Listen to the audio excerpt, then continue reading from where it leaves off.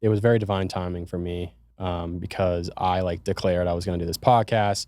A couple weeks go by, maybe a couple months went by, and they opened the studio up. Amazing. And I was already like coming to Squatch, and I was like loving the community here. And then it's just like made the process of doing this on my own in the beginning stages like very easy. And I'm just like, what's going on here? That's really nice. And showing up. Yeah. And I do recall meeting you for the first time at my friend Sasha's party. Well, we met at Mueller first. We ran into you at the farmer's market when I was with John and his parents. Okay. For like a second. Yes. And then at Sasha's. I remember that. Yeah. And now Sasha's dating my friend, Lauren. Oh, whoa. It's amazing. Sasha's doxed as a Bitcoiner.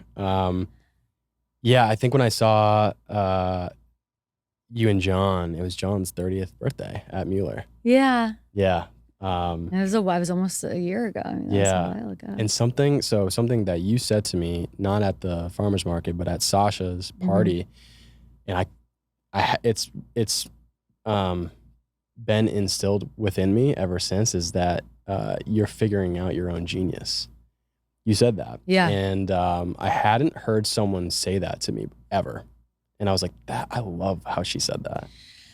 Yeah. It was impactful. Our voice is our most powerful thing. It's the first thing that people try to silence or manipulate. And to be able to have a platform where you get to hop in and speak what feels true for you, and to invite other people on to share from that space, that's some of the holiest work of all, right? Yeah. And that's what people are hungry for. Yeah. And that's why I feel there's so many thoughts that have come to mind when it comes to this process, right? A part of me feels like, oh, maybe I'm just fulfilling my own selfish desire. But also there does feel like this is, these conversations are of benefit to society. I believe, at least, I would hope. And it's just like, there's so many, my ego, my mind just kind of goes all over the place with, in a good way. It's been a much more of a challenge doing this than I could have imagined, formulating a podcast. And it's just like an elegant dance of balance, just like balancing these things, so anyways, welcome. Thank you for my great joy. It's so fun to be here. What a great way to spend the day. Yeah. Appreciate you reaching out, and I thought it'd be great. So I did take a look at your website, and there's a lot of content on your website, and I've been following you for a bit. And I typically go through and I'll do like a little overview of people's Instagrams if they have one.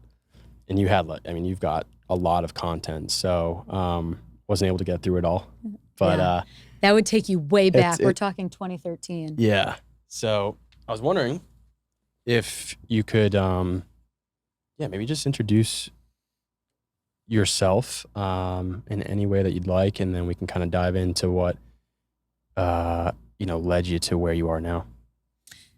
I'm Erin Doppelt. I'm a spiritual psychology and meditation teacher, and I started my Instagram in 2013, which was like kind of like back in the day. I was an early adapter. Yeah. And I help people essentially do the thing that they've always wanted to do, merging Eastern ritual and Western psychology. And it took me a long time to realize that that's quite different for every single person, right? Some people want to manifest their soulmate. Some people want to launch and scale a business or a podcast or write a book. Some people want to book a plane ticket and travel. Some people want to get healthy or change their lifestyle. Everybody kind of wants something different, to get pregnant, to have a healthy headspace. And there's so many ways to reach that desired feeling state, to reach that goal. And I kind of help people figure out by merging the East and the West, which is the highest possible timeline for them, or what is the pathway for them. I spent my 20s living in Israel, India, all throughout Asia, Europe. My background's in clinical psychology. So I combine them together, and I get to talk about the things that, not only that I love, but it's radical healing, right? What it means to be the truest sovereign individual of your own life. Because once you know these tools and frameworks, once you know how to connect to your breath, once you know who you truly are at your core, once you know thyself, you move throughout life in a radically different way. Makes you powerful. Yeah. I totally, so I resonate with the combination of, I'm not even sure how this is intertwined, but it seems like a pretty unique practice that you have here. So, my first step towards my own self-improvement journey was meditation. And it was pretty simple. It was downloading Headspace. At this point in my life, I was pretty desperate for whatever. Granted, I wasn't in like from an external observation, things looked great. You know, like I had a nice job. I had a relationship with a beautiful girl, and you know, but I still, something clearly was not aligned with my natural self or my my higher self. And so meditation was the first step towards just, you know, diving into the realm of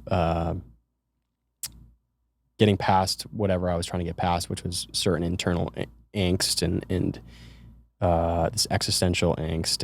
And I hit 25 and I was just like, where am I going in life? This is not what I want to do.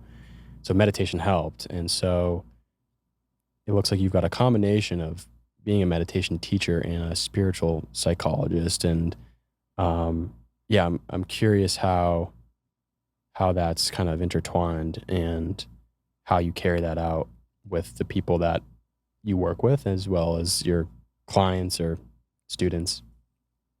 You bring up the most important point, which is something had to go wrong. And I think in our culture, we fear anxiety, we fear depression or sadness.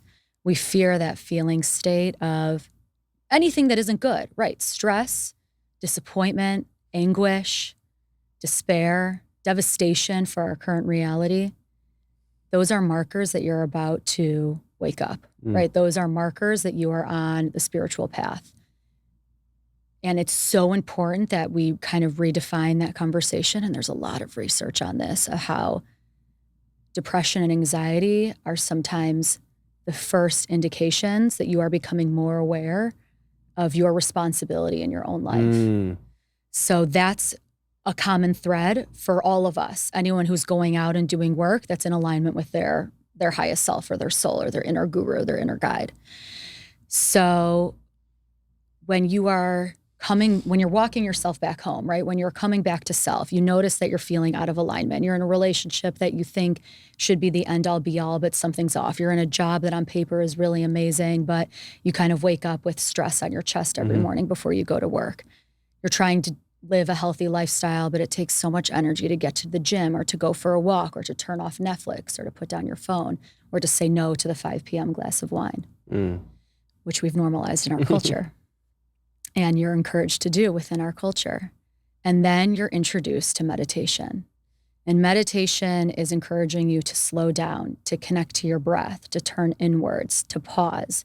And when you meditate, and just to share with everyone else, I teach a very specific lineage of meditation. So I teach UpLevel meditation. It's an active meditation practice. You open up your shoulders, you open up your hips. And it's geared for people with ADD, ADHD, anxiety, depression, compulsive, typically negative thought patterns. Because silent seated meditation, like Headspace, Calm, Insight Timer, this guided where you're seated, that's so nourishing for some people. However, if you are in the heightened emotional state, if you are in the panic attack, you are not going to be able to drop into that type of practice. So I teach movement, breath work, get into your body, sway, shift, jump, shimmy, like do whatever you need to do. It can be perceived as a more feminine embodiment practice, but it's best for all people. And it gets you back into your body. And once you know how to connect to your breath, once you know how to get back into your body, once you can ground, you can then take aligned action. You can then access the greatest feeling state of all, which is clarity. And you can move forward in that trajectory. So meditation, absolutely life-altering. I don't work with anybody unless they have a dedicated meditation practice. It's free. And there's so many, and kind of what we were talking about earlier, there's so many free resources out there, right? Like I have a YouTube show. I have a podcast. I'm on your podcast. I'm on there's so many ways to learn these practices. There are so many meditation modalities that are free, like free videos. And you just have to decide that you are going to go out and access it. So the tools are there. Once you have your breath, it's powerful. Yeah, I've had over the course of the past 5 to 6 years, I've just been kind of flabbergasted by the amount of resources out there. And it can be like procrastination or because of the amount of abundance. I forgot the phrase, but there are a lot of free resources. I do have Insight Timer. I'm actually just getting back into Sam Harris's I think it's called I forgot the name of his app, but he 10% Happier. No, it's it'll come to me, but there's a monthly charge to it though. Eventually it's not free, so the first week is free. I'm getting back into it. I haven't been as structured and I've been just experimenting with different stuff. I used to be, for the first 3 years of when I started meditating, I was doing it every single day for 10 minutes to 60 minutes. And now I'm at the spot where I'm doing a little bit of breath work and I'm, stretching my body in different ways. I'm going to the gym a lot. I'm doing all these different things. So, but coming back to the discipline, the commitment is important. And I think in the beginning stages, you can have these free resources, but the commitment can be tough. The discipline of doing it every single day, these apps can help you. And something that I spoke to in one of my previous conversations with my buddy Chris, coming to the gym by myself now is almost effortless. Right. Making that decision. At first it was not. There was accountability that helped me mold that discipline of coming here and realizing, oh wow, this is more than just like I'm looking better physically. This is right now it's almost all I would say a balance of like mental and emotional health. Coming to the gym and lifting weights or stretching, moving my body in some way is medicine for me. But yeah, in the beginning phase, there was accountability coming here. I had 2 friends that I would join at the gym, and I think if I didn't have those 2 friends, it wouldn't be this. I wouldn't have this mold, this this structure, this discipline. So I think that having these teachers in your business and committing financially means this is the real deal too, I'm curious, you mentioned UpLevel meditation. So Vipassana seems to be in all these apps that I've been using. So Headspace and Sam Harris's and Insight Timer, which is literally just, it seems, I could be, and correct me if I'm wrong, but Vipassana is just allowing the thoughts, your thoughts to flow and just to have a constant state of awareness with those thoughts, with those feelings, with those sensations, back to your breath. How is this different, up-leveling? Extremely. I have strong opinions on Vipassana. I would love to hear them. Yeah. So, and this is a good conversation about the difference between men and women when we're talking about discipline and dedication and devotion. Men are typically the same, right? Testosterone rises and falls with the sun. Women, we experience the month quite differently. We have 4 different phases, and we're 4 different types of our highest self throughout the month. So an active meditation practice during follicular and ovulation is going to feel amazing, but maybe more of a gentle, silent-seated body scan would feel better during luteal or menstrual. Vipassana is the practice of being aware of your breath, the inhale and exhale coming in and out of your nose. It's a specific lineage of silent-seated meditation. It can also be applied to a walking meditation. And my personal opinion is Vipassana is best for men. So for women who are, and for anyone who's not familiar with this practice, it's typically a 10, really 12-day retreat in a certified ashram or spiritual center. It's technically free. You are asked to donate at the end. Yeah. And you get about 2 meals a day, and you dive into the practice. And it's one of the themes is this extreme suffering that you move through to be in silence and to be in the essence of this. And for many people, you can perceive that suffering is one pathway to peace. I don't align with that. That's not interesting to me. That's incredibly off-brand. So I think a silent-seated meditation practice is something that works really well for men. And for women, it does require more of an embodiment of dropping into the body, increased breath work, opening up the shoulders and hips. Of course, that's going to work amazing for men as well. But essentially, there's 8 billion people in this world. So there's 8 billion different ways to eat for optimum health, 8 billion different ways to connect to a loved one, 8 billion different ways to meditate. So if that resonates with somebody, sure, pursue that. But that is definitely not, that's never something I recommend, number one. And number two, it's what I've seen, it works for some people and it really just doesn't resonate with others. And there's so many different ways to move towards a healthy headspace.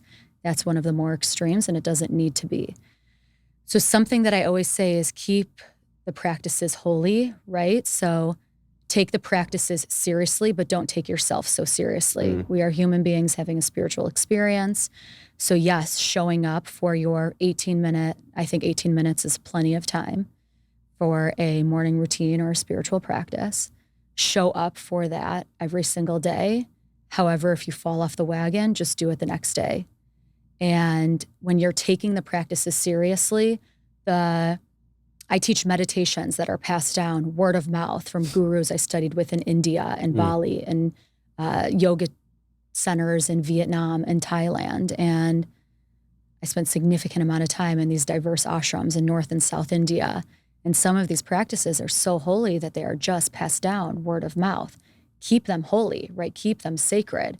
And then also when you move into the practice, you have to allow yourself to experience it in a way that feels authentic for you. Otherwise, you're not going to integrate the benefits of the breathwork, of the practice, of the meditation. So keep the practices holy, show up for them, take the practices seriously, the rituals, the prayers, the rites of passage. However, you miss the point when we take ourselves too seriously. And then we question, we're hard on ourselves. Are we worthy of this? Am I going to pursue it? You're going to continue procrastinating. You're not going to do it unless it's perfect.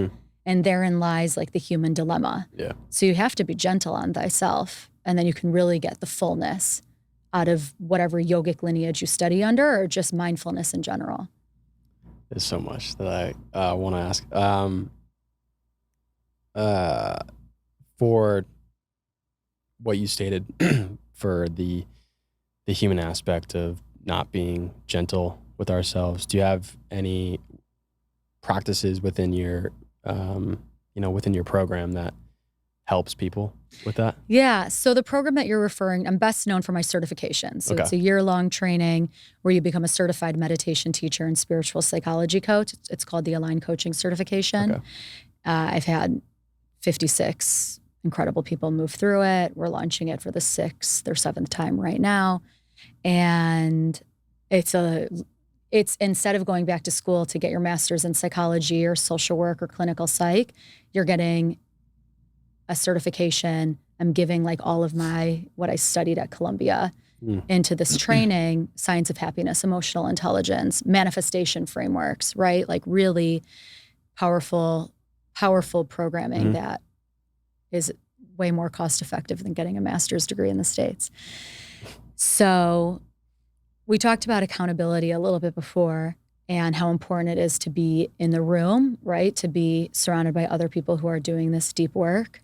And when you are on that path of doubling your devotion, right? Because if you're in this certification, if you're in this program, you must have an 18-minute meditation practice every single day. So I just talked to my client, Debbie, who's on day 288. She's 70 years old. Whoa. 288 of meditation, never had a meditation practice her whole life.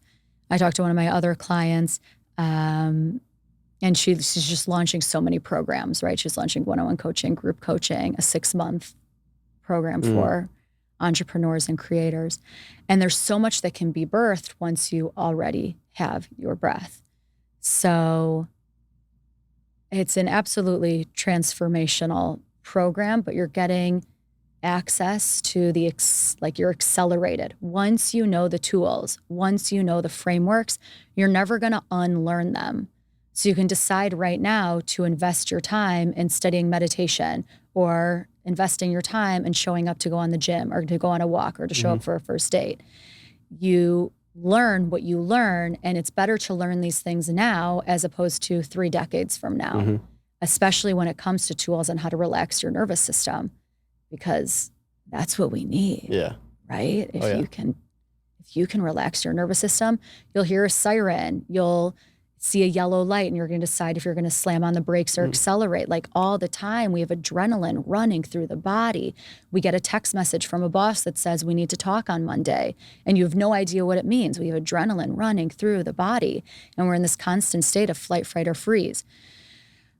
You have to connect to your breath. You have to slow down. You have to have a mindful pause. You got to drink water with a little bit of salt in it so you properly absorb it. I mean, there's so many practices that drop you back into your body. Otherwise, we would just be like little spirits floating through the world. You're in a human meat suit for a reason. So you got to take care of it.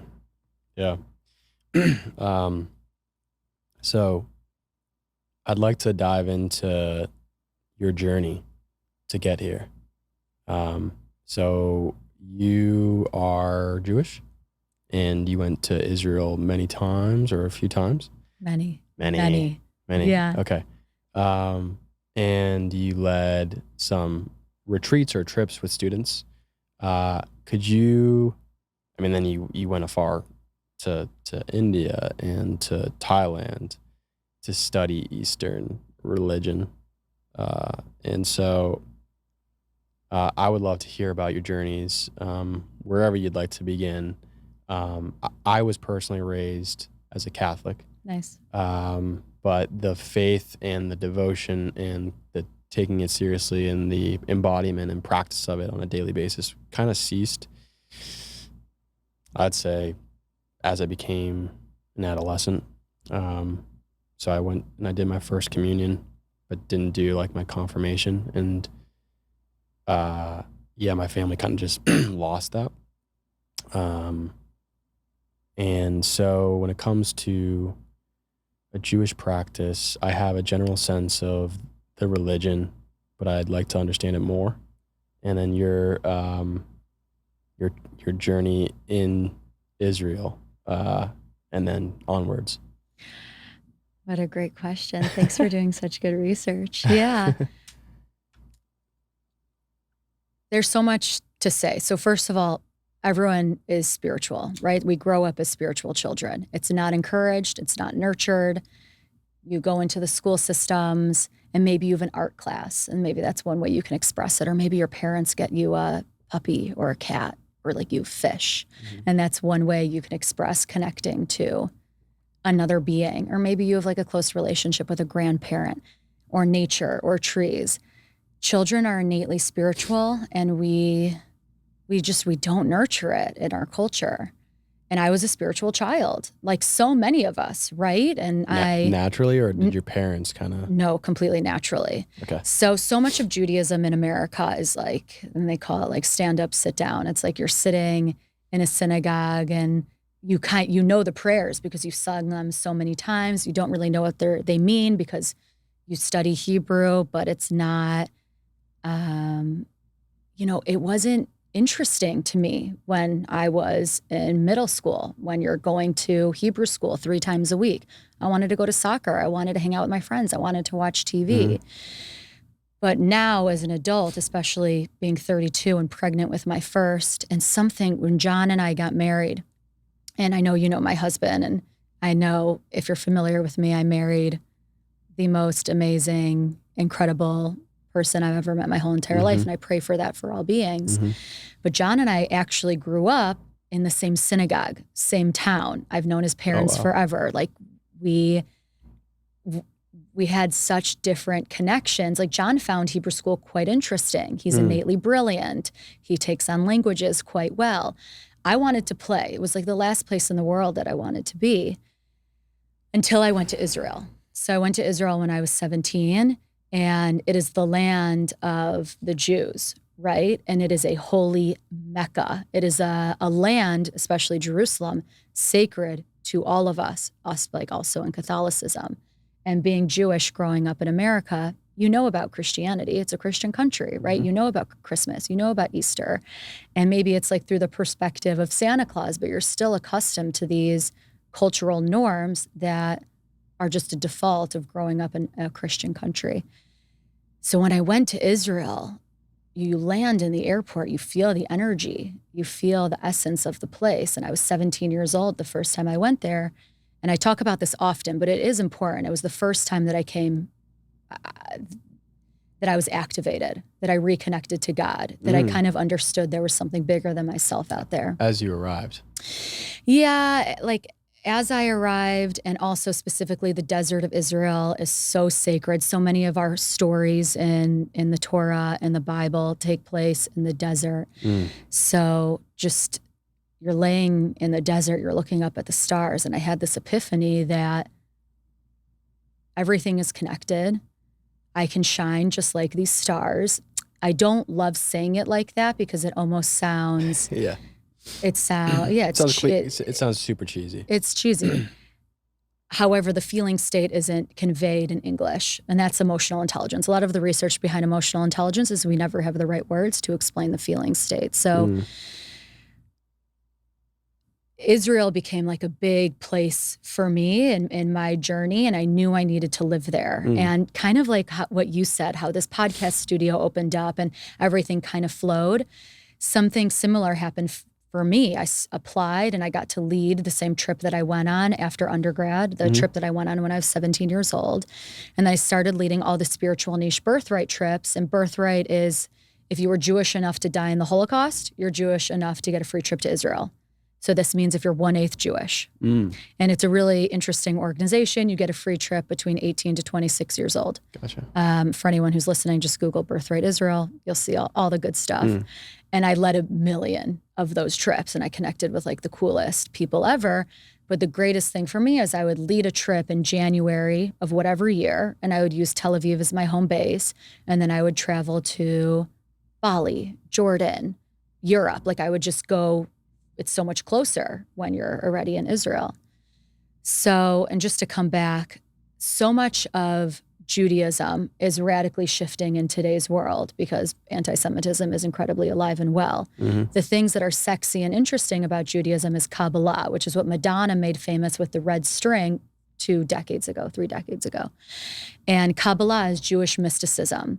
So when I was living in India, I was studying Hinduism, I was studying Buddhism, I was studying Sikhism, I was chanting Sanskrit, covering my head and wearing kurtis all day. I was eating vegan or raw vegan. Like I was so deep on the path of a lineage that really resonated with me at that time. And then I remembered I'm Jewish, like I think the first thing that people need to ask themselves is, why was I born in this part of the world? Why was I born to this specific set of parents? Why does my family pray to this specific kind of God? And it really brought me back to Judaism. Studying yoga and being in India brought me back to Judaism. So I think it's really interesting the pathways that people take to bring them home, because there is this underlying theme that whatever we were born into isn't like the most interesting thing. However, a lot of these sacred practices, so in Hinduism, there's in yoga, let's say, there's the chakra system. So chakra is a Sanskrit word. It means energetic wheel. It starts at the base of the tailbone. It goes to the top of the head. In different yogic lineages, it's said that women have more energetic wheels. And that's in Hinduism. The chakra system. More like, yogic philosophy. Yep. And yoga is a segment of Hinduism, which is asana, which is the actual prostration. So the actual prayers, the actual practice, saluting the sun, saluting the moon. And yoga was brought into the world mostly for men. So that's another thing for people to meditate on. So you have to modify for women as well. One question. Did you say you were born in the United States? Yeah, Chicago. Okay, gotcha. All right. Yeah, outside of Chicago. And your parents were? And my parents were born in the city of Chicago, and our ancestors are Eastern European. Gotcha. Yeah. And in Judaism, there's sufliot, like there's different symbols and lessons that are very similar to the chakra system.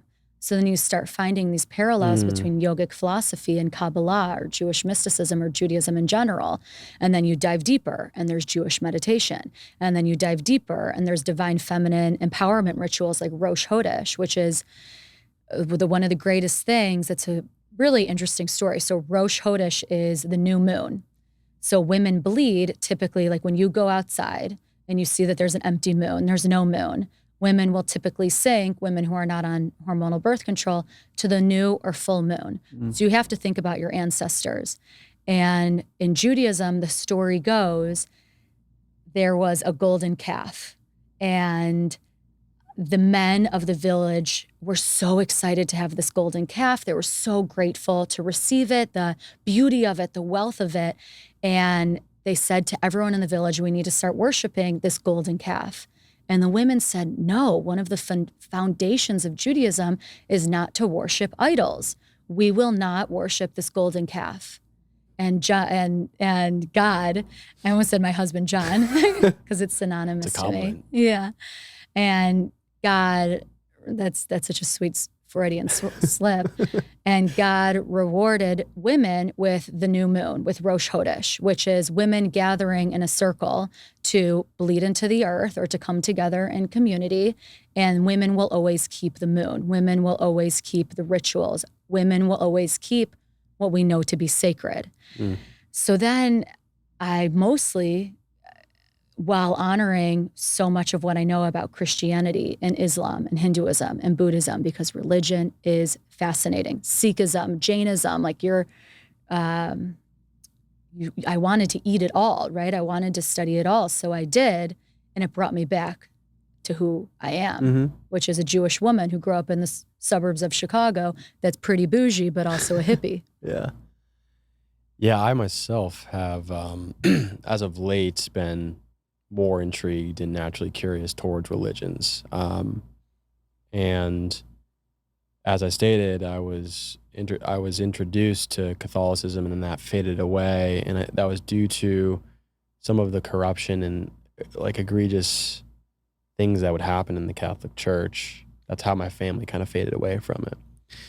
And and then I see wars start over different religions, and I'm just, what I'm starting to see, because I'm just getting into this spiritual exploration and, even the study of the religions of Christianity, Hinduism, Judaism, I just have a very general understanding. Yeah. And there's so much to understand. There's so much knowledge out there. But what I'm finding is that there does seem to be this like unification of, as you stated, like there's a meditation aspect for the mind and for, chakras and chakras just from, a Western point of view seem really kind of like, it's obviously, well, it's non-rational. It's not as, appealing, or it's not scientific. Like, we have a very structured, scientific, rigid understanding. Like, I just watched Oppenheimer, which is a movie based on the scientist that was friends with Einstein, but he's well known for creating one of the, I think it's the hydrogen atom bomb. How was it? It was fascinating. It was pretty long, and it does get into, obviously at the time it's during, Hitler's reign. And you start to realize, like, his perspective, according to the movie. Some of these things are potentially embellished, and there's, certain facts that are twisted because it's a movie. But you see the perspective of him creating the atom bomb. And he's at this facility that they created out in, like, the middle of the desert somewhere in, like, New Mexico, I think. And once they create it and they establish the fact that it was successful, he's just like, people are crying and like treating him as a god, right? Wow. And it was, he himself, I think, is Jewish. He comes from Germany. I think Oppenheimer he's from Germany. And there's one scene that I really resonated with it because it was just beautifully orchestrated by the director of everybody's like cheering and clapping and it's like super loud and then they like mute everybody's clapping and it's just his breath as he's making an announcement, just saying like kind of like his celebration announcement. And as he's doing this, the way that the cinematography is constructed, it's like people that are in America clapping for him as he achieved this, their faces are melting as if the atom bomb is going off right there. And he's like, you know, saying like, I bet you Japan won't be as happy by the fact that we created Earth. Like he's just celebrating, but deep down you can tell he's like, there's so much angst of like, Wow. I am the creator of death. There's a famous quote by Oppenheimer. I'm totally forgetting it, but he's like, I am the bringer of death, right? And a lot of people, some people will argue that the creation of the atom bomb in a way, and I think in the movie too, I'm going so far here from where I was initially at, but yeah, you know, distributing this creation of the atom bomb around the world was this kind of level playing field of you know, not causing destruction of humanity. And anyways, where was I going with that? I was going with Judaism. Oh, okay, so science and rationalism and this competition. Like back, Oppenheimer is a well structured display of the race towards science, the Cold War of science, and how that just accelerated. And I think that's why. I mean, that's still prominent nowadays, right? With And technology, praising him as God. and Also. praising him as God. I mean, people praise Apple as God. People praise Elon right now as God.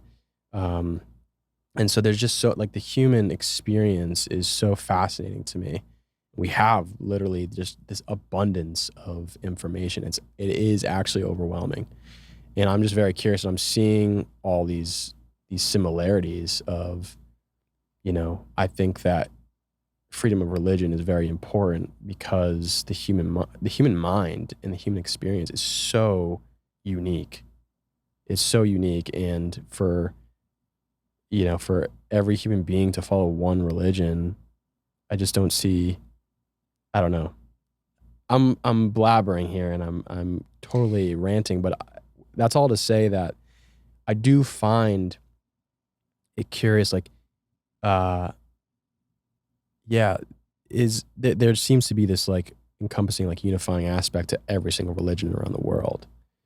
You bring up a really interesting point, and it's the reason why you left the Catholic Church, right? And it's idols falling from their pedestal, which is a really big theme in yogic philosophy as well. These great yogic educators turned out to be rapists and sexist and racist and like really horrible individuals.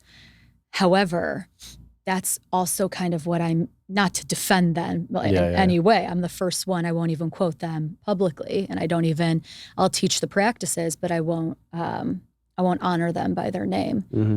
And it's another way of keeping the practices sacred without making ourselves so like taking ourselves too seriously and too. Yes, but like I do reject the doings of, if you don't align with the Catholic Church, but so much of Catholicism might be rituals that you actually resonate with. But because of the things that happened by human beings, we have a mass generation that isn't resonating right now. Mm-hmm. Or there's so many people that woke up. There's a very specific lineage called Kundalini, which is a super sacred practice of waking up the energy that lies dormant in the base of your tailbone. And it has helped so many people radically heal and reach higher states of consciousness and feel better. However, the yogic educator that brought it to the West turned out to be a horrible human being. However, you could still keep the Yogi Bhajan. Okay. You could still keep the practices. So there's a really interesting, and I talk about this in my book a lot. So my book comes out in May. Oh, cool. And it's called Nothing Can Stop You, which I'm really excited about. I'll do a big book launch here, so cool. I'll keep you posted on that. And yes, there's so many mentors, guides, and I always say like midwives of the soul. And then there's these people that we put on these pedestals and we expect them to be so enlightened and so much better than us. And they're like great teachers. And the most important thing is to kind of turn inward and to find that inner guru in self, that inner leader in self. You can honor the practices that resonate with some people that you possibly admire, but the most important thing is to integrate it in your own way and question it. Does this actually resonate? Does this feel good in my body? Does this make me feel happier? Am I enjoying this? We see this so often with diet culture in the wellness space. We're both in the wellness space, right? Yeah. So John will come home and he's like, that's it. I'm doing 30-day carnivore. And I'm like, that's awesome. I'm pregnant. I don't give a fuck. Like, I will be making these like, yeah. I was like, you do you.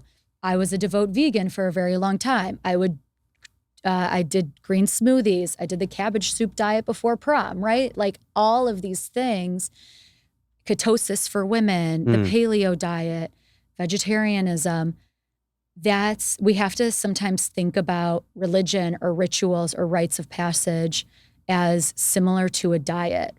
You need to find the one that most resonates for you and your body and move forward in that space, because we all need different things from our food systems. We all need different things from our diet. The same thing is true with spiritual practice.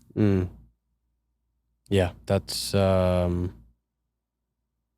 just analyzing, Christ. And I think, so can you enlighten me on, so the Bible is obviously somewhat, or the Old Testament, I think, is the first Torah.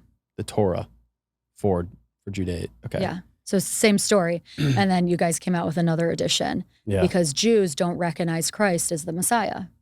The Messiah for Judaism is we're still waiting. We're still waiting. We'll keep you posted on that. Yeah.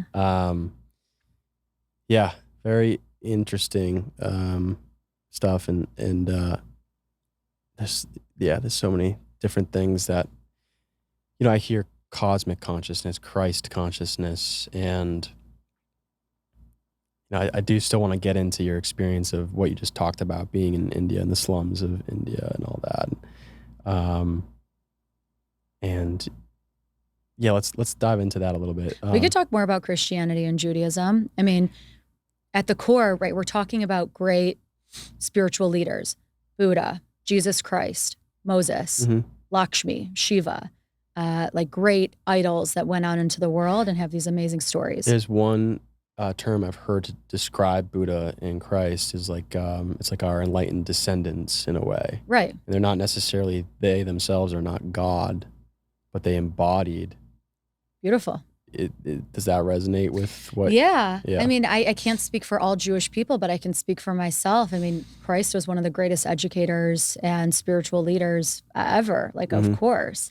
And there's so many overlaps. For example, Pesach, Passover for Jews, which is a time where we come together and we eat unleavened bread, is at the same time as Easter every single year. So at the Last Supper, so the picture of Jesus Christ at the Last Supper at a big table with everybody eating and drinking wine and all together, that's a Jewish Passover Seder. So we have these deep interconnected relations that just kind of shifted when so many people revered Christ as the Messiah, and that just wasn't taken upon for all the Jewish people. And now, because of the Holocaust, there's just a lot less of us. So there's less, like, people in general keeping the holidays or Shabbat, which is the best thing ever. If Shabbat, for anyone who is listening or doesn't know, it's sundown Friday to sundown Saturday, and it's a time of rest. So you don't use technology, you connect with your family, you eat an amazing meal. And not that John and I keep Shabbat like that, but even last night we had our friends over. I made a lamb senia, so divine, very delicious. You make an epic meal. You say the prayers, you light the candles, which my ancestors have been doing every Friday for hundreds of years, thousands of years. And you connect to the light and you invite in the light. Now, lighting the candles, the Shabbat candles, is inviting in the bride. So the Shekhinah, the divine feminine. John will say the blessing over the wine. So wine is sacred in almost every religion and culture. When you bless wine, you infuse it with goodness, and you're grateful for the harvest. You bless challah, like bread. So you do the hamotzi over bread, which is bread and flour. Again, it's so common in all organized religion to have some sort of flour or carb that we're grateful for because of the most recent harvest. So at the core, Judaism it's a lot about agriculture, right? And just being grateful that God bestowed upon us good weather so that we could raise our crops and eat food. So Shabbat is like the coolest thing ever. And it's said that the Jews don't keep Shabbat. Shabbat keeps the Jews. That it's the practice that really keeps people connecting within the religion. How often do you practice that per year? John grew up a bit more observant than my family. I mean, he kept kosher in the house, and we grew up in the conservative movement. Kosher. So, because kosher is usually a term like, oh yeah, that's kosher. That's kosher. Yeah, it's the Jews. and Muslims also. So kashrut is like the holy way of eating, but it's cleansing, right? It's the clean way to eat. It's no pork. John could talk about this so much better than I. Not mixing milk and meat. Okay. Why is that? Do you think that wasn't the combination just irritates the microbiome or the gut? Yeah. I mean, no shellfish. It was things that were dirty thousands of years ago. It was things that were unclean to eat thousands of years ago. Of course. Okay. Yeah, that's nowadays people are so into like raw milk and all these different. Yeah. I wonder if it's making a comeback, but I wonder if there's going to be like there's a reason why. I don't know. A lot of people are so against the fact that there's pasteurized milk right now, and Squatch specifically is introducing raw milk, and it's just very prevalent here. And there's a lot of like great nutrients, and the argument is when you pasteurize it, you kill all the bacteria. You're killing the bacteria, but you're also killing some of the most plentiful nutrients. But it's because of people dying from some of the bacteria that just goes awry with like consuming raw milk, and so. Ever since then, we had regulations put into place by the FDA, but now it's just because people didn't wash their hands. That's it. Yeah. And it's not proper. That's everything. But I mean, just think about it realistically. I was nomadic for so much of my 20s. John and I never met, right? We would have never met in Chicago because I was living on the other side of the world. And I mean, there's a lot of reasons for that and also divine timing. But so many of us, when you spend a lot of time traveling, 50% of the population is H. pylori. H. pylori is something like a bacteria that lies dormant in the body. Yes, it can lead to bloating. Yes, it can lead to fatigue or insomnia, maybe acne or rosacea. I mean, a lot of different things, but you just get it from unclean hands. So people just really need to wash their hands. And statistically, men just need to wash their hands. Yeah. Women are much better about it. And the same thing is true with raw milk, which we're raw cheese, raw milk. Yeah, we're on that whole kick. Yeah, and the other thing that kind of stuck in my mind is the blessing of wine and how prevalent that is in different religions. And there's a pretty interesting book that I'm forgetting. His name is Brian, and it starts with an M. He was on Joe Rogan, and he wrote a book. It's not called The Skeleton Key, but it's like something key, I think. Anyways, the premise of his discoveries, like he did a lot of research on ancient civilizations. So Rome, Greece, and studied their religions and found in many different ancient traditions and rituals, the findings of psychedelic substances were prevalent. And a lot of this guy, Brian, he's getting tons of hate, just like Graham Hancock. And the funny thing is that Graham Hancock wrote the foreword of this book. So there's like this evolving narrative of history right now. The aspect of psychedelics being prevalent in ancient religions is like, I think, frowned upon by academia right now, but it seems to be something that's coming up. And so wine is not obviously a psychedelic, but in a way, it does alter your consciousness. It does alter, even if you have a small amount.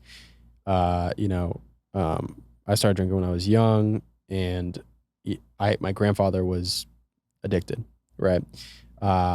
And I'm still learning more about myself. I'm not really attuned to the zodiac signs, but I bought this book that relates zodiac signs with your chakra. And something kind of aligned with, this book aligned with me being a Taurus, and that's connected to the second chakra, which typically means you're more of a sensual person. And a lot of the things that were described in this book resonated with who I am. And I was like, shit, man, I've never been a zodiac kind of guy, but whatever this guy's writing does feel right in a way. So when I was younger, I drank alcohol with some friends, and it was the like changing of consciousness, like the alcohol, in my stomach, in my gut lining for the first time. And it changed the way I felt. And I was like, oh, wow, this is fascinating. But then over time, the relationship between alcohol grew unhealthy. So I've distanced myself a little bit from it. It's not to say that I won't ever drink, but it's just a little test and experiment for myself. But alcohol, wine does seem to be prevalent in different religions, and in psychedelics as well, which is fascinating, like the intertwining of not even just indigenous people in South America or in other territories, but aside from North America, but it does seem to be prevalent in other aspects of the world. You're bringing up a really interesting point and there's a lot of different parallels here. So every organized religion blesses something that they drink before it. Now, what are we doing when we bless something?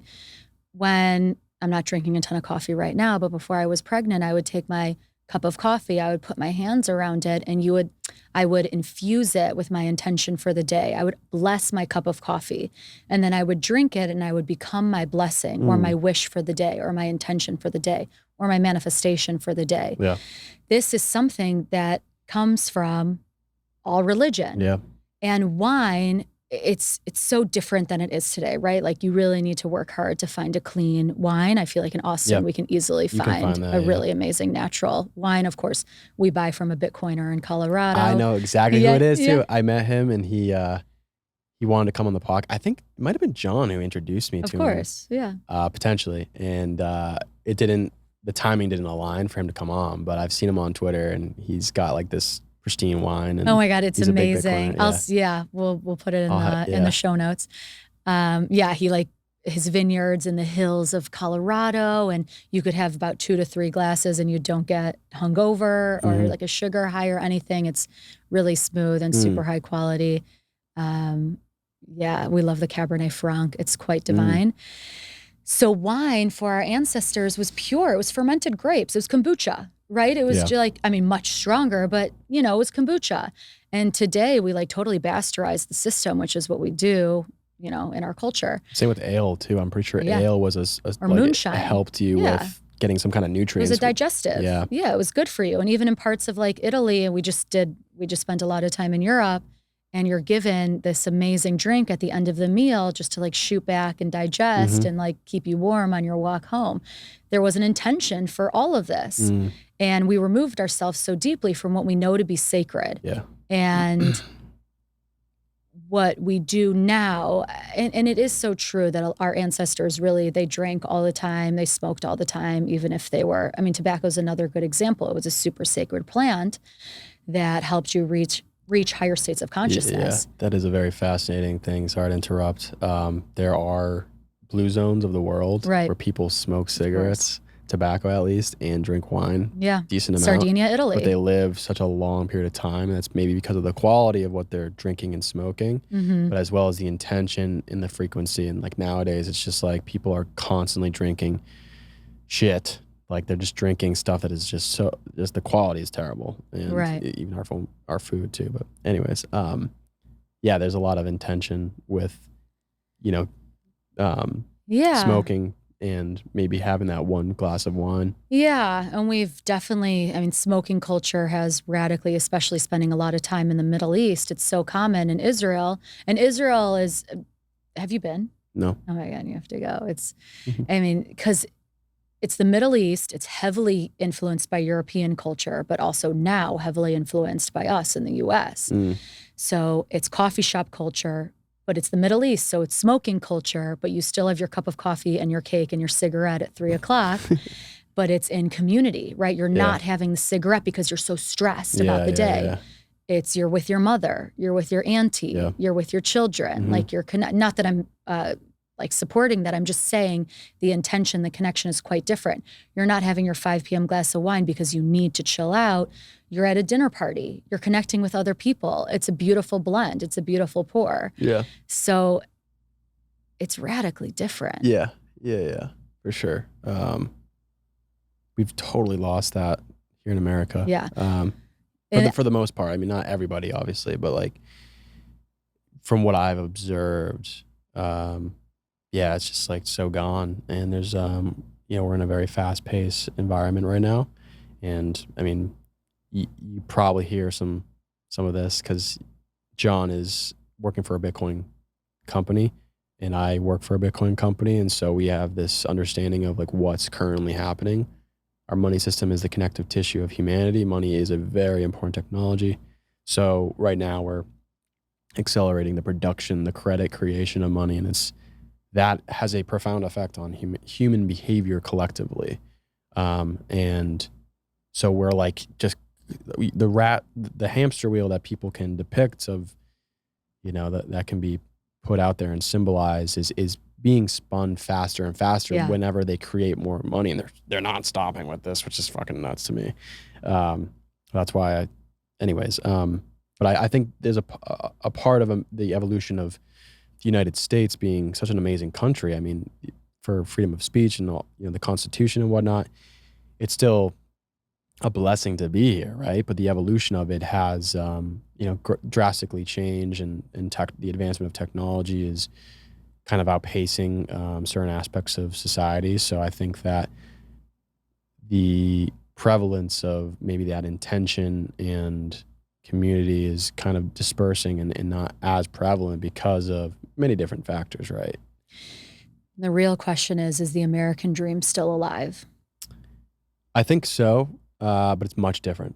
I think I heard this, who was it? It was an interview that I watched, and it was like, if I was a man in the 1900s, maybe the middle or in the beginning of the 1900s, the American dream, if I followed what the American dream promised and I followed how you should be a man as it was structured, I would be successful. Nowadays in America, if you follow the way that they tell you how to be a good man, which is so radically different depending on your channels of information. I mean, right now, there's some wild stuff out there. I won't go too far into them, but if you follow how they're telling you to be a strong man, which is like certain aspects of our media is saying that fitness is wrong and frosted mini wheats are healthier. And like our food system and the way that, if you're toxic masculinity and this is the relationship between money and the power, our government's having an abundance, like kind of like the Catholic Church or different churches back in the day, having too much power. There was another phase of humanity, and the telegram. I think it was the telegram. The mass distribution of news and information was created, and so the church disintegrated. But they collapsed on for power, and that is happening in my view right now with modern national governments. And so anyways, where I was going with that is if you were to follow how they're telling you to be a man now, you are not going to be okay. And I think that, the American dream, it's still there. The opportunity is still there, I think, if you save in Bitcoin and if you do different things. But it's much different. And so I think the curiosity and exploration for spirituality is becoming more prevalent. It doesn't matter, if it's Judaism, Christianity, it's just like more and more people are like, something's wrong. I can kind of feel it in their bones. At least I could, and I'm seeing it around me. And they're like, whether it's spirituality of what we just mentioned, but also, I don't know, fitness, technology, I don't know. But people are always... Feminism. Yeah. I need to be on more Bitcoin podcasts because what we're talking about is true freedom, right? So what is true freedom? Women need men to be more like the 1900s. The difference between masculine and feminine. Men are here to keep women safe. They must provide a foundation for women to relax into. That will always be true, shouldn't be controversial. That is the role of the man. And it's not like I'm protecting you from the lion. It's I'm providing a foundation for you to feel secure and grounded and held spiritually, mentally, physically, in every capacity. I'm not talking about money in this sense. It's you can be your fullest self in my energy, and that's the presence of the masculine. This allows the feminine to relax, and once the feminine is relaxed, then she can be her fullest, most authentic self. Feminism is something that, it's so new. It really is. It's quite so new. Didn't it start in the 1900s? And I've heard some, this might be conspiratorial, but like there were different actors, entities, organizations, whatever you want to call it, that were trying to put this into the minds of society to actually disintegrate and weaken the public. I mean, we all have the power to change our government, right? If we hone in. But there's so many, it's constant. I mean, there's constant examples of like social ideologies that are coming in, whether it's Black Lives Matter, whether it's feminism, whether it's Nazism, whatever of the times, that just causes us to constantly separate. And sorry to interrupt. I know you were, but. No, I mean, what you're talking about is a mass awakening. Yeah. And with this mass awakening, you have to be able to digest it. And if you cannot integrate it in your day-to-day, you'll just adopt what your dear friend is telling you or what the media is telling you. That's why integrating the practices and asking yourself, how do I feel and think about certain situations in my life is the most important. This requires you to know yourself. This requires time for self-reflection. This requires a relaxed nervous system, which very few, if not any of us have. Feminism is the right to choose. So it is your right to choose if you want to make partner at your law firm, work your ass off and work your way up. It is your right to choose if you want to buy a dairy cow, move to Fredericksburg, have 1 million children, and grow some organic produce, which I'm deeply aligned with. And it's your right to choose. Yeah, it is. I want both. I want it all, and I believe you can. However, the American dream is something where in our modern day culture, so in today's world, this concept of when you are making more money, then you are going to spend more money. So you stay on that, you stay on that wheel. And that is not sustainable.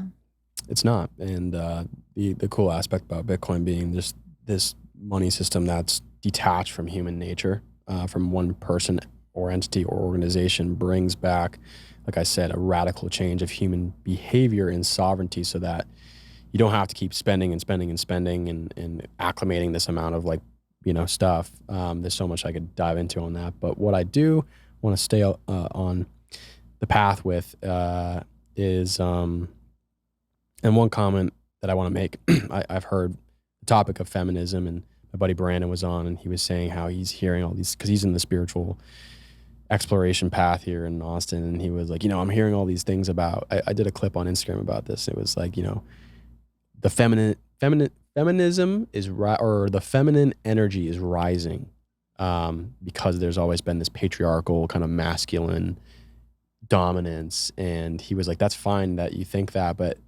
the feminine has to rise in proportion of the masculine, or we are just once again out of alignment.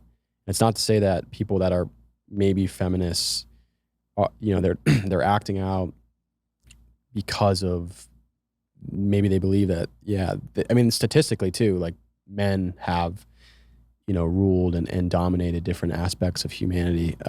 So I can understand where they're coming from. But to overpower that, it's not going to get us anywhere. I don't think the progress needs to be a proportion and balance of the feminine and the masculine. So anyways, I wanted to just say that, but there's another, I wanted to go back to the prevalence of psychedelic substances being found in these ancient civilizations and religion and all that. And when I first met you at the market, but then when I saw you at Sasha's, I can't remember, it might have been before I went to go. It was. Yeah. Because I said, if you need a space to integrate, come over. Yeah. Which I actually thought about multiple times. And I would still love to hang out with you guys and just, I don't know, lounge out and hang out. But yeah, my experience was very profound. It's the one word I've been dominantly using.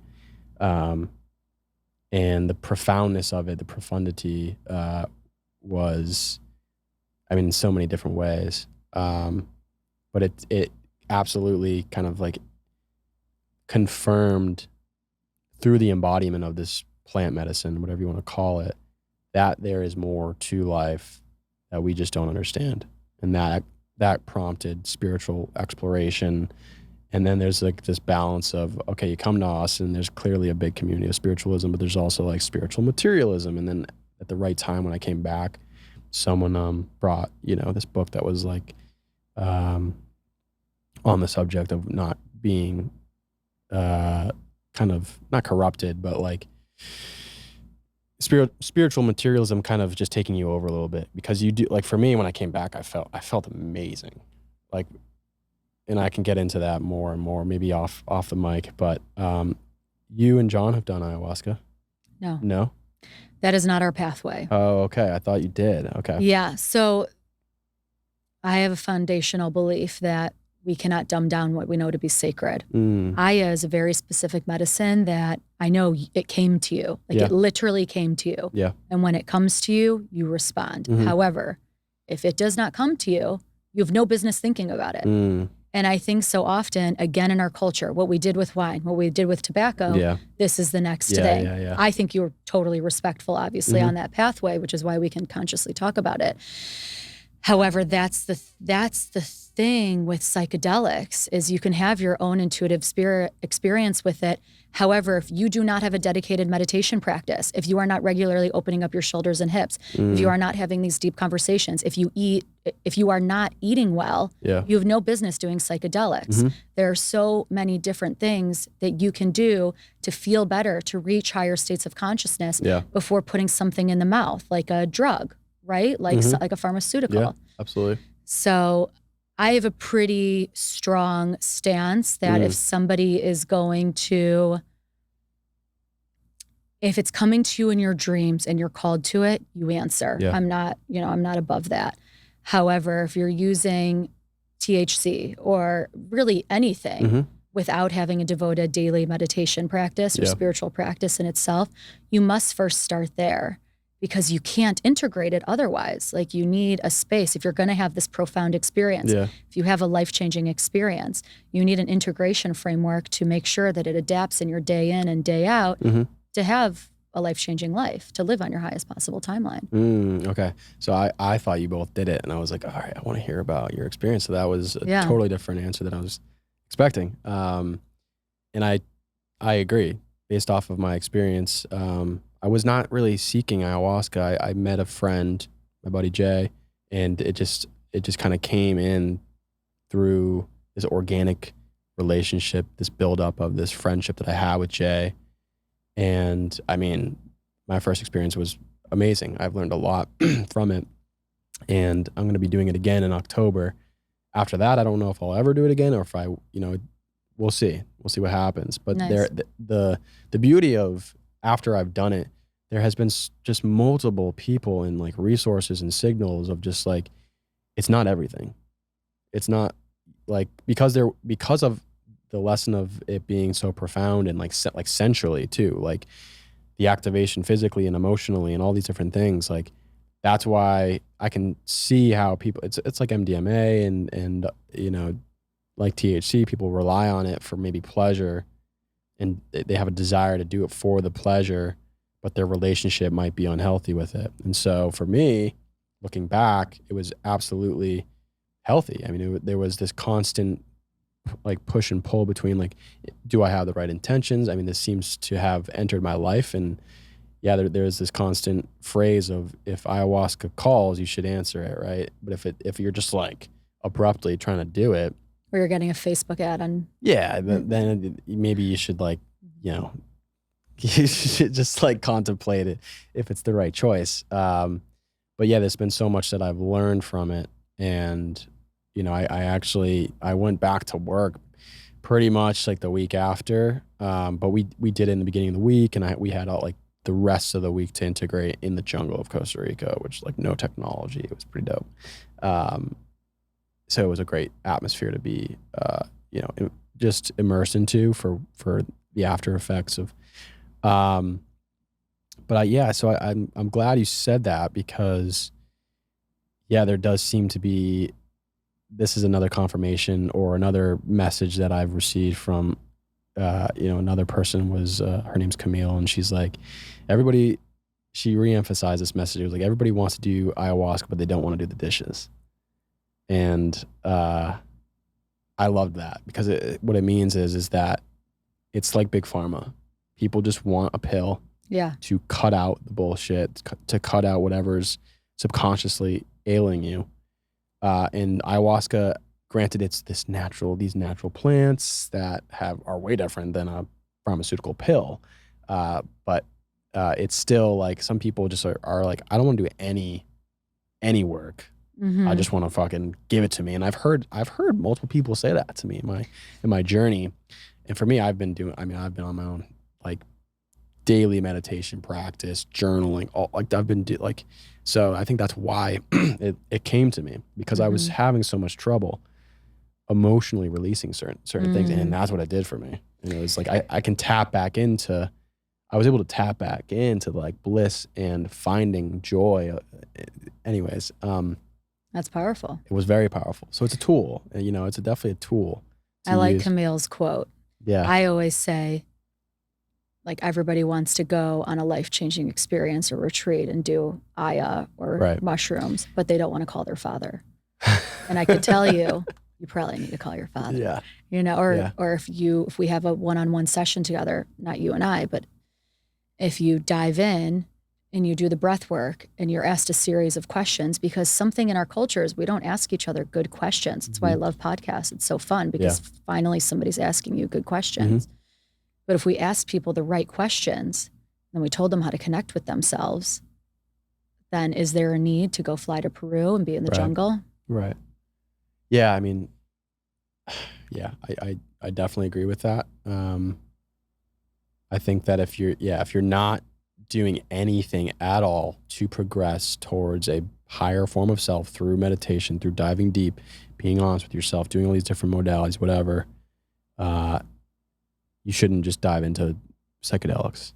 I do think if you're trying your best and you're having issues and there's specific conditions, I mean, like, veterans that have major PTSD, and there are certain results in which they do this ayahuasca or ibogaine or whatever, and they come out and their addiction is gone. I mean, that's like profound to see those like anecdotal pieces of evidence. But it's wild. And there are some cultures that do ayahuasca. That's the thing that kind of also piques my curiosity, though, as we talk about this. Like, there are cultures that do it on a regular basis. Like, it's a part of their religious doctrine. And I think it's called the Santo Daime that I recently read. And that's like something that, makes me want to dive deeper into. It's like, are you using it as a crutch? Is it this sacred drink, like when you're blessing the wine? For them, yes. Yeah, for them it is, yeah. I have a lot of conversations with people and they'll say, this is what I'm meditating on. And they're talking like about a big life decision in their life. Yeah. And then they'll say, but I can't make a decision until my next mushroom trip. And I think, yeah, there's I don't know something there. Yeah. Why? I think like we need to start challenging that belief system. And if you're dependent on that, then there's something to be talked about there. Yeah. Why would you want to? You don't want to depend on anything, right? I mean, depend on your basic needs. So that's the first chakra, the Muladhara chakra, sits at the base of the tailbone. Safety, security, comfort, food, shelter, your basic needs that must be met.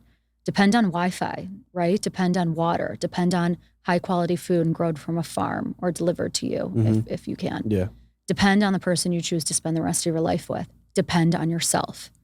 And somewhere along the way, we've invited in all these different things that prevent us from trusting thyself. And when you don't trust thyself, then it's so easy to say yes to a Facebook ad. It's so easy to have promiscuous sex that doesn't feel fulfilling, or eat shitty food, or drink a lot of alcohol, or smoke a lot of things that just, hurt you over time. You can become dependent. So and maybe you can comment on this, with the, social media is very prevalent now, and a lot of people have businesses on them. For me, growing this podcast, for you, maybe your practice, My whole business, your whole business is on Instagram or whatever it may be. And there's so many people here just in Austin, but just in general, that use Instagram or Facebook and whatnot. There's also options of just having your own website, right? But the social media algorithm and that marketing effect is what helps you bring in cash flow, right? So then you can feed yourself, have Wi-Fi, all this stuff. So I can see how they can become prey and dependent on these other things. It's very hard, and you watch The Social Dilemma and you see how they manipulated these social media algorithms and all that stuff. So it's like, and then that's why there's Nostr. I don't know if you've ever heard of Nostr. Of course I know Nostr. Okay. Well, not everybody. So you're like, I'm in it. I know.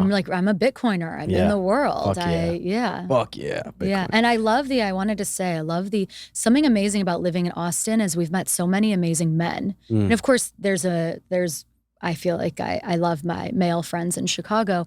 However, like the Unchained guys are the best. Like I just think there's different conversations that are happening here. The Bitcoin community is the best. With the wellness scene here, it's not so pretentious. It's the best. Yeah. And John and I always say how we've met just men who are doing the deep work. And I'll respond to something we talked about earlier about masculine and feminine. A balanced masculine worships the feminine. And that's the definition of a grounded masculine. Yeah. Devotion to the feminine, protects the feminine, does everything they can to make sure the feminine feels safe. And that's, I think, a lot of the men in Austin. Yeah. Yeah. I'd have to ponder on that more. Yeah, I would agree with that to an extent. Yeah, I think there's also, at least from what I'm seeing, there's just this awareness of things are going awry or just wrong in regards to the money system. But I think it does come back to that, to the feminine. That's interesting that I'd have to like ponder on that more. But yeah, Unchained specifically, that's why I came to Austin, right? That's how I started, and now I'm doing this. And I still work for Unchained. But yeah, I had Sasha on the podcast recently. I've had Tom, my buddy Tom, on. I plan on having more Unchained and Bitcoiners on. I had John on. I think he was episode 3. I had Jose a while on. ago. That was in the very beginning, and I was like so nervous for this podcast thing. And John did great. We talked about crowd health. And yeah, there is this different vibe of kind of like this I don't know, like a balance of just of your energy and who you are as a person, and it's not really overly selfish. But the culture here is beautiful. I feel like a broken record when I do these episodes.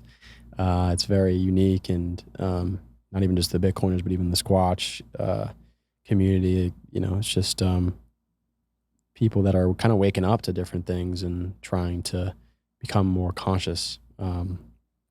So I feel like we're bouncing around. I did want to dive more into when you were in India, you met different gurus. Oh my God, yeah. So, I look back on some of my podcasts right after the ayahuasca trip. And I think I've handled it pretty well in regards to like how I talk about it, and there's always room for improvement. And but yeah, that was one theme is the spiritual materialism. It's just the ego in the realm of spirituality. And the ego can be anywhere, like the overinflated ego in tech or in fitness or spirituality or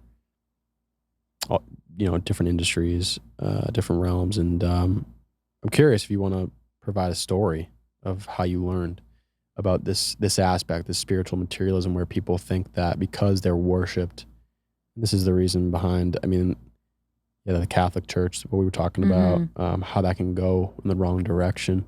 Absolute power can corrupt, and spirituality, even though it has like very good intentions and it has all this holiness and, you know, aspect to it, it does have, you know, you can't, one thing I said on one of my podcasts is like, you can't have the light without darkness. And there are dark aspects of being immersed into the spirituality, you know, sphere, the realm. And so I was wondering if you could provide maybe a story or whatever you feel called to share. Cause I saw that on your website. You was like, you said that you met multiple spiritual gurus that you could tell there was a lot of materialism and there was superficiality maybe, or over, you know, like the emperor kind of, or what's the God syndrome you can get.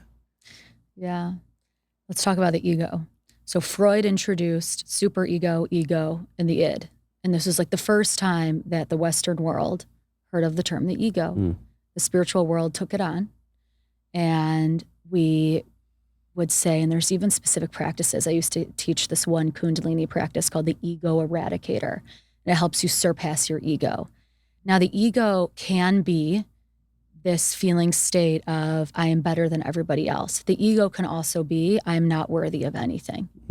And it is so essential to have a healthy ego. Your ego reminds you to brush your teeth. Your ego reminds you to shower.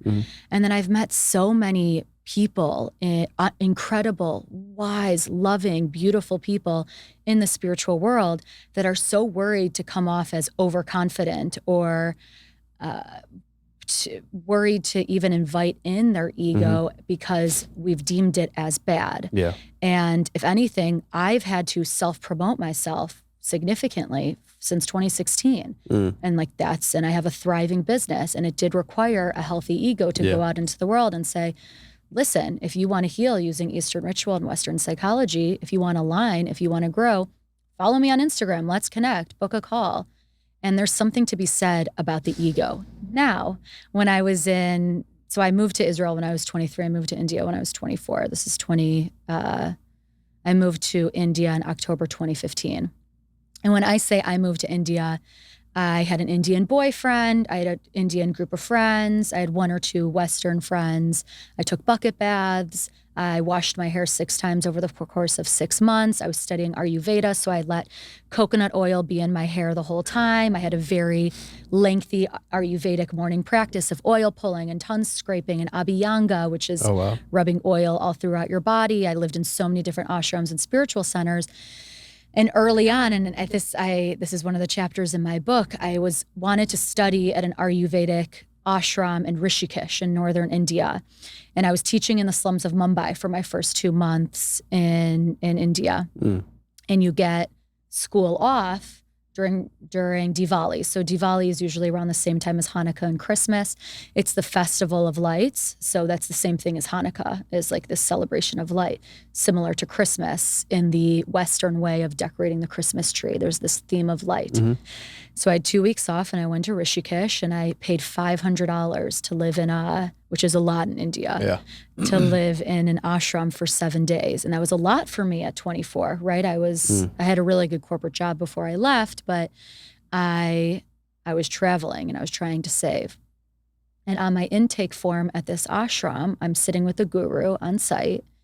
And he says, what are you working on? And I was 24 and I really wanted to work on my anxiety. I wanted to work on my negative thought patterns. I wanted to manifest, Baruch Hashem, thank God, the life that I have now. And I was so lonely. And this is something that we don't talk about when you travel. When I've spent significant amount of my life as a solo female traveler, you get so lonely. You're on the other side of the world. Wherever you go, there you are. It's still you. And I think also we were talking about yoga and I said I had tight hips, right? Like I was kind of just talking about the things I was moving through. A couple days go by. And Rishikesh is amazing. I went to the Beatles ashram. The Indians there speak Hebrew. There's so many Israelis. There's like all these really like incredible Nepalese cafes. The food's amazing because in Mumbai you eat Indian food. It's food. That's all you eat. In Rishikesh, they had some more Western options. I was able to get like an omelet. Like it was very exciting. And I go back to the ashram, and like this guru was so sketchy. He was like a lurker. He was kind of always around. And he started telling me how he recently got married to a match made by his parents, but he hasn't heard from her. Like this is his wife that he hasn't heard from in like a very long time. And he said, and like a couple, there's like a silent pause. And he like puts his hand on my knee and he's like, maybe we can help each other. I can open up your second chakra. And he's like essentially saying, let's have sex. Let's have sex. And I packed up my things. I had one friend at the ashram. She was 62 years old. And I packed up my things and I left that moment. And this is where it really gets crazy. And I've always had a deep devotion and a belief that there's a higher power, that God exists. Mm-hmm. And I'm walking down the street in Rishikesh, the sun's setting. I have everything on my back. I'm stressed because I paid for that other place, but I couldn't stay there anymore. Mm-hmm. And I need to figure out where to go. And in Rishikesh, it's not such a big deal. It's like $6 to get a nice place for a night, or a safe place for a night. But I was feeling so unsafe. The sun is setting and I don't know what to do. And I'm walking down the street and I'm like, God, like, please, ancestors, please guide me. Where do I go? And I decide to take a left, and I'm walking down this street. And I see these two people looking directly at me. And I walk up to them. We make eye contact. We say hi. And it's this woman, Pip, from Rotterdam, outside of Amsterdam. And this guy, Ellie, from New York, like mamash, like big Jew. Like just, we connected in a second, distant connections, something we call Jewish geography. And we connect and they're like, do you want to have dinner? Let's go eat. I explain to them everything that happened. I'm like very shaken, totally nervous. There's not good cell service. I'm starving. But I meet these super kind, sweet people. And Pip is like, don't worry, you and I will find a place to sleep tonight. She's like, I also just finished my yoga teacher training. Ellie's like, he's just so loving, so sweet. They're older than I and just very welcoming. And then Ellie turns to me and he says, Erin, I don't want to freak you out, but there's a guy staring at you. And I'm like, what do you mean? He said, you have to turn around. There's a guy in the back of the cafe looking at you. And he keeps looking at you. And I turn around and I'm like, holy shit. And I walk over and it was one of my friends from Jerusalem. It was the guy that worked in Machane Yehuda, which is a shuk in Jerusalem. And he made my juice for me, like whenever I would go through. And he was in India. And it's these things where you're so aligned, you're so connected. It gave me goosebumps. Yeah, and it makes you remember that you have to trust a little bit, but you have to take the leap and you have to lean in. Yeah, I got goosebumps. Just hearing that story, something that's, I've got the book in my bag right now. It's called Synchronicity. Yeah. And it's written by Carl Jung, who's a psychologist. Yep. I haven't read it. It's just sitting in the bag right now, but I will. It's one of his most sacred books. I mean, he talks about it's fascinating. I mean, that synchronicity that just happened with you. So that uncomfortable moment, that kind of dark, this guy that is masking or playing the role of being a spiritual guru is potentially trying to take advantage of his power, or whatever you want to call him, his role, into opening up your second chakra, not in a way that's, right for you. It's right for his sexual pleasures, right? And that's uncomfortable. I'm sure as a woman, that's uncomfortable to deal with. But the fact that you walked away, you have to know that, though. Yeah. Like, I've talked to so many women who trust the guru. And then they have sex with, that's my next book. I mean, between Bali and Costa Rica and India, Thailand and Vietnam, I just have so many stories. And it's not, and they're not all so dark, right? There are authentic educators out there. So you're talking about Synchronicity by Carl Jung. Yeah, but the fact that happened, if it didn't happen, you potentially may not have ran into your friend from Jerusalem, right? Right, and you might need confirmation. Have. But I mean, you having to leave, feeling the way that you felt, afraid, and then you take a left and you meet these people, and these people probably, the Jewish geography, as you mentioned, they're like this, potentially they subconsciously, instinctively knew that you needed help in some way too. And Oh yeah. and then all that happened. So that synchronicity, there's no explanation. And Carl Jung, I think in the book, according to what I've heard, is he's trying to like find a scientific experimental way of like defining this. He did. This. So the book is about the collective unconscious. So Freud and Jung, Freud was much older, and Jung is a Swiss psychologist. A lot of what we know to be true in the West is the foundation of psychology is still built on Freud, Jung, Maslow, Erikson, like all of these old white men. Yeah. And Jung talked a lot about synchronicity, which was rooted in the collective unconscious. So the collective unconscious is how you and I could sit here and we could talk about a mother-daughter relationship, and we unconsciously understand that dynamic. So synchronicity is something that's built up upon from the collective unconsciousness and also married with archetypes. So archetypes are like schemas of specific categories or groups of people. So the wise woman, or like the virgin, like the pure virgin, like these Carrie Bradshaw, Sex and the City, like they all have very specific archetypes. Carrie is the journalist, the thinker, inquisitive, sensual. Samantha, she's sex, right? She's the symbol of maybe the divine femme. Charlotte, she's the virgin, right? She's pure. So we see this in our Western culture. So that's a lot of what you'll read in this book. And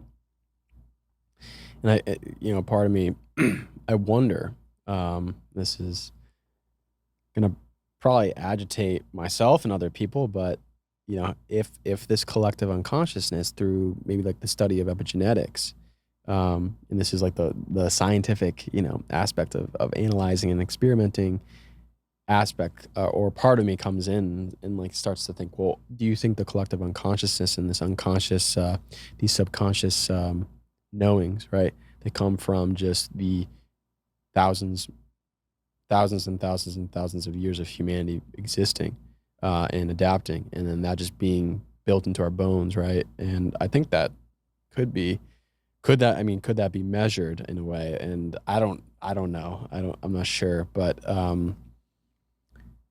epigenetics seems, because there used to be this, there's another book I have, it's called The Biology of Belief, and then the study of cells and what happens to you when you start to believe in something higher than you and in yourself in a more optimistic way, and your cells actually change, and the chemistry, just your body changes. I haven't read the whole book, and but it's fascinating. It's fascinating. So epigenetics has come in into play, and I don't know where I'm going with that, but I mean, it's important. It's your lineage, right? It's what's passed down. We are all eggs from our grandmother was carrying us, right? Our existence is because our grandmother had eggs in her ovaries, and like that's how we came to be.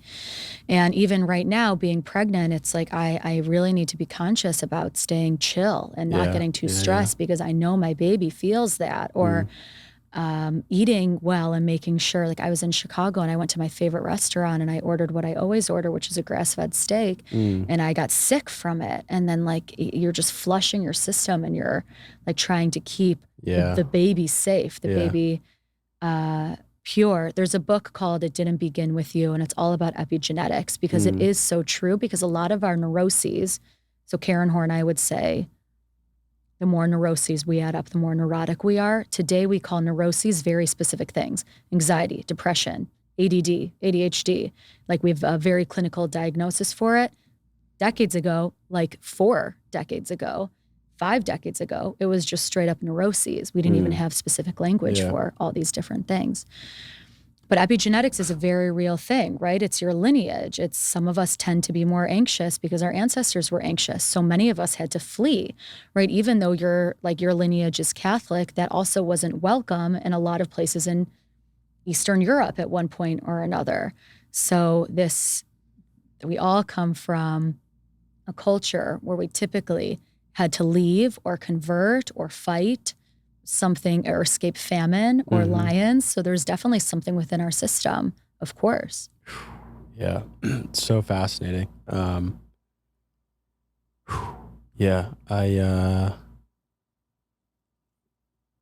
there's like an endless amount of like my natural curiosity. This is why I love doing the podcast, is just being able to jump into these different aspects. And part of me does want to start to dive more into my ancestry. The Bitcoiner in me doesn't love using these different, these different 23andMe. Well, yeah, so 23andMe and like Ancestry.com, there are these tools that you can use, right? But they also collect your data. And then, I mean, if you're paying attention to this aspect of society right now, there can be an abuse towards collecting that part of your data, which honestly, we all have data that's being collected, whether we want it to or not.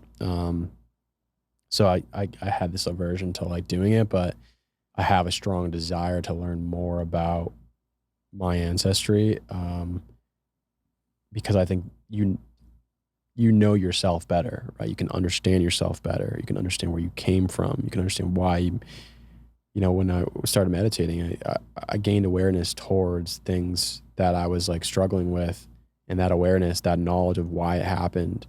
Maybe you had an anxiety attack because you weren't taking care of your body, because of this and that, these subconscious beliefs, whatever. And when you understand it, it's like, oh man, that's okay. And then you make different decisions, and you can purify your life a little bit more. And so by diving into your ancestry more, have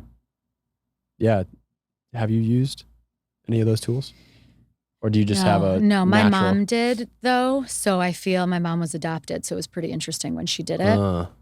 And we got a lot of information from that. Absolutely. Everybody needs to get curious about their ancestry.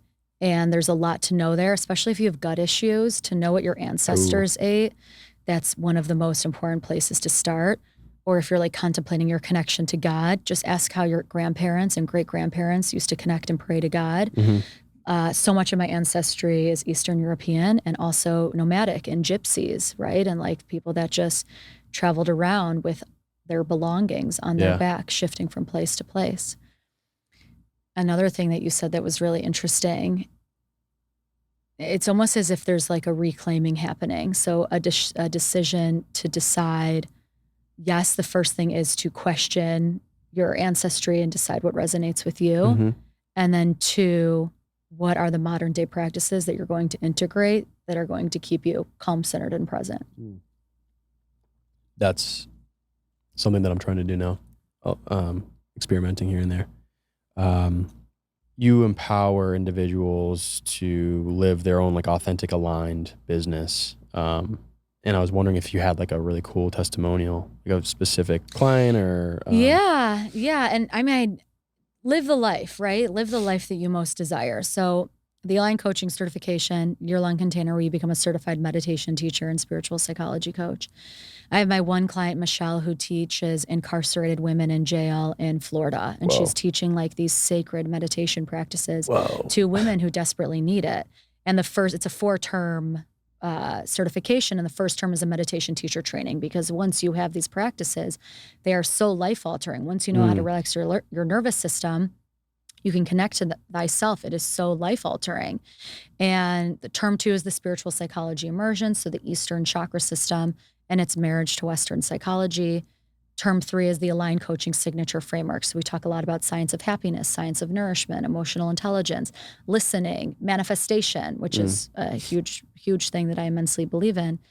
And the last term is the business and clinical immersion. So case studies and embodying the transformation, because I've been in this industry for so long. So many people want to dive deep within themselves. And that's like statistically, people that do yoga teacher trainings, they're not necessarily doing it because they want to teach yoga. They want to take themselves on a journey. Mm-hmm. Same thing is true for the Align Coaching certification. So many people just want to be held for a whole school year and take themselves on a deep journey and meet like-minded people. We have men and women in this upcoming cohort, and we begin in September. And it's also for people, because the most stable job you can ever have is the one that you create for yourself. So it can also be, it's for a lot of people, it's how they're launching their coaching business, coaching, mentor, leadership. Retreat industry is booming. Corporate wellness is booming. One-on-one coaching, group coaching, mentorship. I mean, all of these things. Exciting. And then if you're already in the industry and you have no language around meditation or spiritual psychology or science of happiness, you have to, right? Like if you are helping your clients transform and you do not share a foundational practice of connecting to the breath or opening up the body, the practices won't integrate. It won't be a life-changing experience working with you. You need to incorporate the breath. You need to incorporate movement. You need to incorporate meditation. I have another client. I mean, I have clients that have gone on and built $100,000 businesses, which is what so many people want, which is true freedom. They're also mothers. So to be able to have an abundant business, to be a mother, I don't think women need to work that much. It's not the best thing for us. We have other things that we could be doing. And I meditate on that belief system a lot and like see how that's incorporated into feminism. But entrepreneurship is an incredible pathway to peace for a lot of those people. Another amazing, I've had so many incredible clients. I have the greatest thing about my programming is you end up meeting your soul family. So I have people that have been in my containers and now they lead retreats with them and they're business partners or they're best friends, they're lifelong best friends. Wow. And that's the greatest side effect of really sharing programming in this space. But yeah, I'm excited about it. Yeah, I'm sure it's super fulfilling for you to see those really connections happen as well. Well, we've been talking for 2 hours. Nice. So appreciate your time, and the conversation went all over. Yeah. But it was very enlightening to hear about your certification and your background and your journey. And I'm honored that you felt called to come on the podcast. Of course. Where can people find you? Where would you want to recommend people to find you? Yeah. Follow me on Instagram at Erin R. Doppelt, ERINR DOPPELT. I'm also there on TikTok. I have a YouTube show called Talk Show with Erin. I talk a lot about these practices. It's completely free, of course. The Aligned Coaching Certification is open for enrollment, so hit me up if this is in alignment. And my website's erinracheldoppelt.com, so we can hang out there. Cool. Well, thank you very much. Thanks for having me. So fun hanging. Peace.